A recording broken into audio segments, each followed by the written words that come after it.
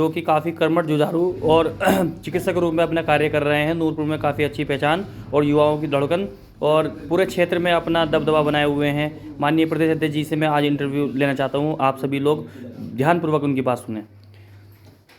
अध्यक्ष जी, एक बात बताइए, आप जैसे 403 विधानसभा है उत्तर प्रदेश के अंदर में, तो आप कौन कौन सी विधानसभा में अपने कैंडिडेट खड़ा कर रहे हैं? नमस्कार, अस्सलाम वालेकुम। मैं सभी जनता को बताना चाहूँगा कि समाजवादी आंदोलन पार्टी अब कोई छोटी मोटी पार्टी नहीं रही जो सिर्फ कुछ चुनिंदा सीटों पर इलेक्शन लड़े। हमारी पार्टी पूरे प्रदेश में अपना परचम लहरा रही है और ये जितनी भी यहाँ पर बड़ी पार्टियाँ भली भांति जान चुकी हैं कि समाजवादी आंदोलन पार्टी आने वाले दिनों की बहुत बड़ी पार्टी उभरने वाली है और जितनी भी 403 सीटें हैं हमारी पार्टी सभी सीटों पर इलेक्शन लड़ेगी। किसी का कोई हमारे दिलों में कोई खौफ नहीं, डर नहीं, चाहे वो कोई सी भी बड़ी पार्टी हो।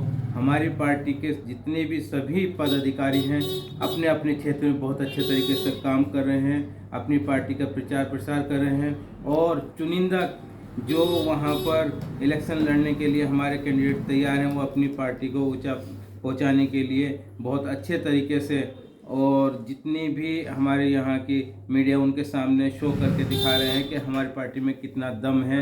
क्योंकि हमारी पार्टी सिर्फ एक समाज को लेकर के काम नहीं कर रही, सब समाज को लेकर काम कर रही है और हमारी पार्टी से सभी समाज के लोग जुड़े हुए हैं। वो किसी भी धर्म, जाति, किसी भी तरह के लोग हों, सब हमारे साथ जुड़ते आ रहे हैं धीरे धीरे, क्योंकि उनको पता है कि हमारी पार्टी एक आंदोलन पैदा कर रही है पब्लिक के बीच में कि जो कि अभी तक जितनी भी पिछली पार्टियां रहीं, बड़ी पार्टियां, उन्होंने यहाँ पर सिर्फ हम लोगों से वोट लिया है। वोट सिर्फ अपनी सीट पाने के लिए, अपना आपको सीएम बनाने के लिए, नाम के लिए, काम के लिए कुछ नहीं किया इन्होंने। हमारी पार्टी अगर यहाँ पर सत्ता में आती है तो यहाँ पर जितने भी ज़मीनी स्तर के लोग जो कि हालात से बहुत जूझ रहे हैं उनको कामयाब बनाने के लिए आगे काम करते हैं। अच्छा अध्यक्ष जी, मैंने सुनने में आया है कि आपकी पार्टी के राष्ट्रीय अध्यक्ष श्री अकबर नबी इदरीसी साहब से गठबंधन की वार्ता चल रही थी, जिसमें 25 पार्टियों के राष्ट्रीय अध्यक्ष आए हुए थे, जो जिला मुजफ्फरनगर के मंसूरपुर ग्राम में हुई थी। तो इस सिलसिले में आप क्या कहना चाहते हैं कि आपने 403 विधानसभाओं के लिए कहा है कि 403 विधानसभा पे हम अपनी पार्टी कैंडिडेट खड़ा करेंगे, लेकिन गठबंधन की जो बातें सुनने के लिए आ रही हैं कि वो सही है या गलत है, कुछ बताएं। डिपेंड करता है कि गठबंधन हमारा किस तरीके से होता है। अगर हमारे नियम शर्तों के हिसाब से गठबंधन हुआ तो ज़रूर हम गठबंधन करेंगे। उसमें कुछ सेलेक्टेड सीट रहेंगी जहां पर हम अपनी सीट पर इलेक्शन लड़ाएंगे और जहां पर हमें लगता है कि किसी दूसरी पार्टी का ज़्यादा जोर है हम गठबंधन करके उनकी पार्टी का इलेक्शन लड़ाएंगे। हमारा काम है यहाँ पर सबको एक साथ जुट लेकर के चलने का। हम यहाँ पर सभी पार्टी को, जो छोटी छोटी पार्टियाँ हैं वो हमारे साथ मिल करके इलेक्शन लड़ेंगी। अगर हमें लगा कि हमारे नियम शर्तों के हिसाब से यहाँ पर गठबंधन नहीं हो रहा तो हम किसी के साथ गठबंधन नहीं करेंगे। हम यहाँ पर गरीबों के लिए खड़े हुए हैं, हम गरीबों के लिए यहाँ पर गठबंधन करेंगे, नियम शर्त रखेंगे। उसके मुताबिक अगर हमारी पार्टी के साथ में गठबंधन होता, वो चाहे छोटी पार्टी हो या बड़ी पार्टी हो, हम लोग गठबंधन करेंगे, अन्यथा हम लोग गठबंधन नहीं करेंगे। हमारी पार्टी यहाँ पर 403 सीटों पर इलेक्शन लड़ने के लिए तैयार है। जिसको हमारे साथ में गठबंधन करना है, हम किसी के साथ जाकर के हाथ नहीं जोड़ेंगे। हमारे सामने आकर के लोग बात करें, हमसे आकर के पार्टी हमसे गठबंधन की बात करेगी, हमें किसी के सामने जाने की जरूरत नहीं है। हमारी पार्टी के अंदर, खुद के अंदर पावर इतनी है कि 403 सीटों पर इलेक्शन लड़ सकती है।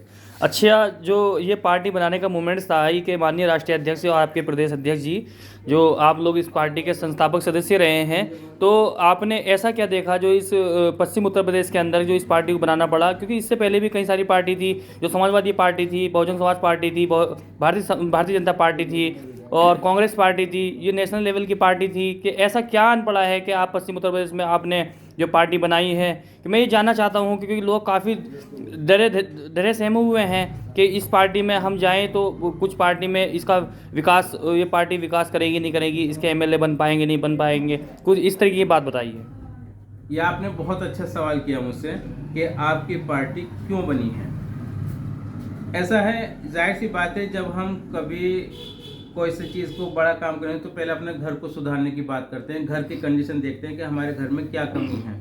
ठीक, ऐसे ही हमने देखा कि हमारे यहाँ पर जिला बिजनौर के अंदर आपके समाजवादी पार्टी के भी बहुत विधायक बने और यहाँ पर मंत्री लेवल तक यहाँ पर कैंडिडेट रहे, समाजवादी पार्टी हो या बीएसपी हो या फिर बीजेपी, कोई सी भी बड़ी पार्टी हो। लेकिन क्या आप बता सकते हैं कि यहाँ पर किसी ने अपना कोई एक हमारे जिला बिजनौर में कोई नाम रोशन करने के लिए कोई यहाँ पर यूनिवर्सिटी बनाई, यहाँ पर कोई मेजर हॉस्पिटल बनाए हैं? यहाँ पर अगर एक छोटी सी बीमारी हो जाती है तो यहाँ से दिल्ली लेके जाना पड़ता है, मेरठ लेके जाना पड़ता है, बहुत दूर दूर लेके जाना पड़ता है। क्या हमारे जिला बिजनौर के अंदर किसी बड़ी पार्टी ने कुछ किया है, चाहे स्वास्थ्य को लेकर के, शिक्षा विभाग को लेकर के, किसी भी चीज़ के? तो हमने देखा कि हमारे यहाँ पे तो अंधेरा पड़ा हुआ है, क्योंकि हमारे यहाँ की कोई बड़ी पार्टी बनी नहीं। यहाँ पर हमने अपनी पार्टी बनाई, हमारे राष्ट्रीय अध्यक्ष अकबर नबी साहब ने बहुत बड़ा कदम उठाया ये इस चीज़ को देखते हुए कि हमारे जिला बिजनौर में कोई तो आगे बढ़े जो इस काम को आगे बढ़ाए। हमारे राष्ट्रीय अकबर नबी साहब ने बहुत हौसला है और उन्होंने इस पार्टी को आगे पहुंचाने के लिए, अपने जिला बिजनौर को चमकाने के लिए काम किया है।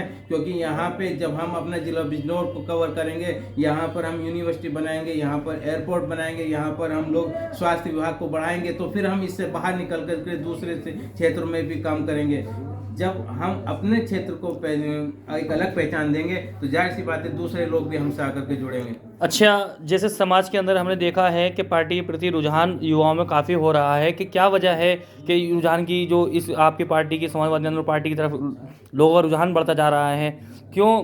क्योंकि किन मुद्दों से बात रोककर कहना चाहूँगा यहाँ पर कि युवाओं का सबसे बड़ा जो नज़रिया है वो एक जोश होता है युवाओं के बीच में, जो दूसरों को देख कर होता है। जो हमारे समाजवादी आंदोलन पार्टी के युवा प्रदेश अध्यक्ष डॉक्टर वसीम सिद्दीकी, उन्होंने युवाओं को दिलों पे ऐसा राज किया है, क्योंकि वो यहाँ पर एक तरीके से समाज सेवक के रूप में काम करते हैं और हर तरह से पार्टी को जो है इस तरीके से शो करके दिखाते हैं कि रियल में एक ज़रूरत है युवाओं की हमारे उसमें, क्योंकि हमारे हिंदुस्तान के अंदर रोज़गार की बहुत कमी आ रही। हमारे युवा लोग जो है बहुत परेशान हैं इस चीज़ को देखते हुए। हमारे युवा प्रदेश अध्यक्ष डॉक्टर वसीम सिद्दीकी ने पार्टी की एक अलग तरीके से पहचान बनाई है। वो लोग जो लोग यहाँ पर परेशान हैं उन लोगों से वादा किया है कि जब सन 2022 में चाहे गठबंधन के रूप में या फिर अपने दम पर सत्ता में आएंगी तो उनके लिए जो ना सहायक के रूप में काम करेंगे, उनको रोजगार दिलाने का काम करेंगे। अच्छा, पार्टी की क्या क्या नीति हैं जो पार्टी इस विधानसभा चुनाव में लड़ेंगी,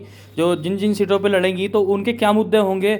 जो उत्तर प्रदेश के अंदर तो कई सारे 403 विधानसभाएं हैं, लेकिन सब जगह के मुद्दे अलग अलग हैं। कहीं हिंदू मुस्लिम का मुद्दा है, कहीं विकास का मुद्दा है, पूर्वांचल में विकास का मुद्दा है, वहाँ पर सड़क पानी बिजली का कोई काम नहीं है, वहाँ पर बेरोजगारी की समस्या ज़्यादा है। तो पार्टी सत्ता में आएगी या गठबंधन से साथ में लड़ेगी, तो क्या मुद्दे रहेंगे शामिल, कुछ बताएं। ऐसा है कि देखो, मुद्दे तो सभी पार्टियों के सेम ही होते हैं, लेकिन करके कौन दिखाता है उसके ऊपर डिपेंड करता है।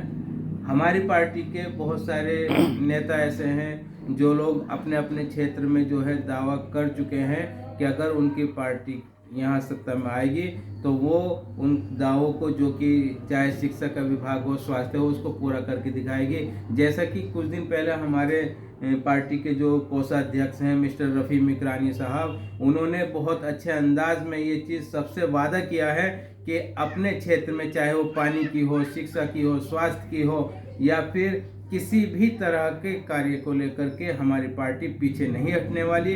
उस चीज़ को चाहे उनसे लिखित रूप में ले लीजिए। मिस्टर रफ़ी मिकरानी साहब ने कहा है कि मैं यहाँ पर लिखित रूप में दे सकता हूँ, चाहे उनको अपनी जेब से अपने कहीं से भी ला करके खर्च करने पड़ेगा, केंद्र सरकार भी उनको पैसा नहीं देगी, लेकिन जनता के उसमें हक में वो काम करके दिखाएंगी। उन्होंने लिखित रूप में देने के लिए। अच्छा, ये जो प्रदेश कोषाध्यक्ष हैं रफ़ी मिकरानी साहब, ये कौन सी सीट से लड़ रहे हैं उत्तर प्रदेश की, के बताएं, कुछ पब्लिक जानना चाहती है। रफ़ी मिकरानी साहब की तो मर्जी, देखो हर किसी इंसान की रहती है कि वो अपने गृह क्षेत्र से इलेक्शन लड़े, लेकिन रफ़ी मिकरानी साहब का जो है इस टाइम जो पब्लिक हर तरह उनका जिस तरीके से नाम प्रचार सब जगह चल रहा है, तो सब लोग उनकी डिमांड कर रहे हैं कि वो उनके क्षेत्र से लड़े। अभी हमें सुनने में आया था स्वार से जो है कि वहाँ के लोग इनकी डिमांड कर रहे हैं कि वहाँ से इलेक्शन